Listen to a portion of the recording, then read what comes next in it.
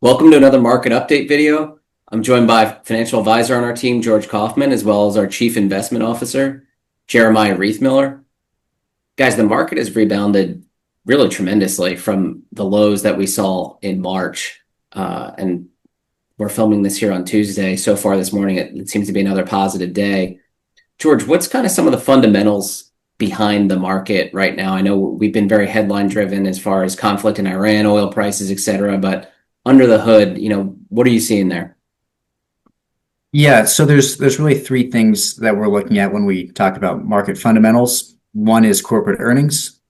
The other two would be employment or jobless claims, and then capital spending by companies. So on the corporate earnings front, we saw them come in this week. They were stronger than expected. So even taking out the tech companies, which were extra strong, almost all companies across different sectors were beating their targets. So that's a really good sign. Capital spending has continued by companies, another good sign. And then the third, employment jobless claims. This is probably the weakest of the three, but still on relatively good footing. So right now we're seeing about 180,000 jobless claims per week. We would get worried if we see that cross around 250,000. So we're still well away from a concerning level there. And this is all despite the Strait of Hormuz still being closed. Some reasons as to why that might be.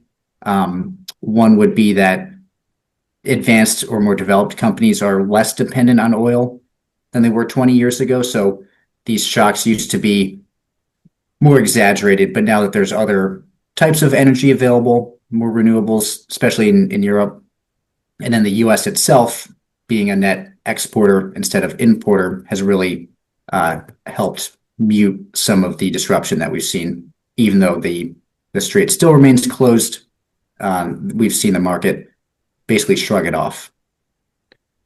Jeremiah, George pointed to some really solid underlying fundamentals for the market. Valuations, though, are still relatively stretched where you look at forward PEs, forward price to earnings ratios of the S&P 500, well above 20. How sustainable do you think this good environment is? Or, what's your thoughts here as we continue to trudge through 2026? I would just say that before we've had some of these corrections that this year with the war and last year with the tariffs and trade wars, that the multiples were 21, 22 for over 12 months, 12 to 24 months before that. So these periods of elevated multiples are sustainable.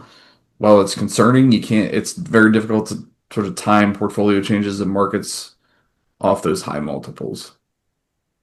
But it's something I think that is important to understand that maybe the 3-year projected return or the 5-year projected return, as you look at the correlations of those longer term returns versus the high multiples, those do tend to be lower. But again, from the correlation to a 1-year return there's not really much correlation. Jeremiah, you went on a couple due diligence visits in the last week or so, one more specific to private markets, the other cryptocurrencies.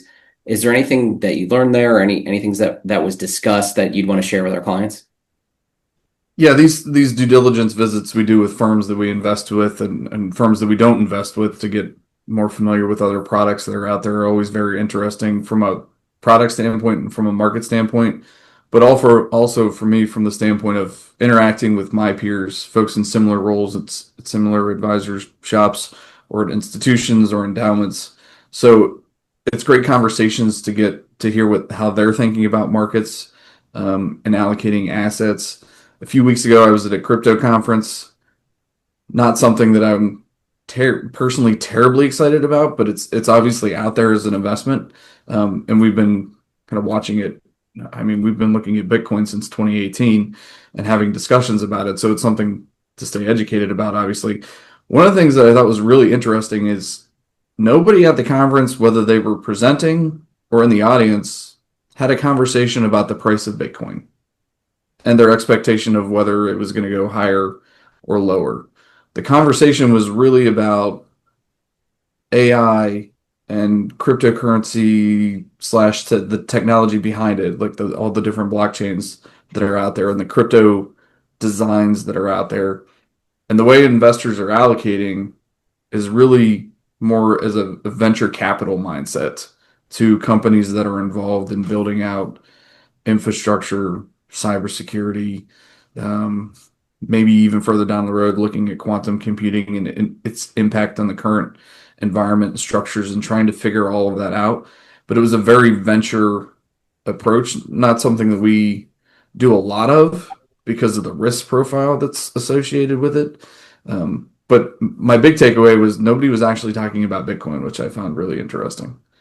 And then just more recently, I was at a private markets conference, and it's been frustrating the last probably like 6 to 12 months, just the headline noise that's around private markets, whether it was initially in real estate a while ago, now it's been more so in the private credit space. It's important to separate in any of these markets concerns of the quality of the portfolio versus in these structures concerns about liquidity. And a lot of the concern has been with retail investors is getting liquidity out of these products. But the quality of the underlying software is the big headline a couple months ago as it relates to the private credit space and a bit of a panic there. Yes, there's going to be some defaults and disruptions because of AI in the software space, but at most, what a credit portfolio is 25% software, and you write off 25% of that, you're down 5%. Sort of worst case scenario.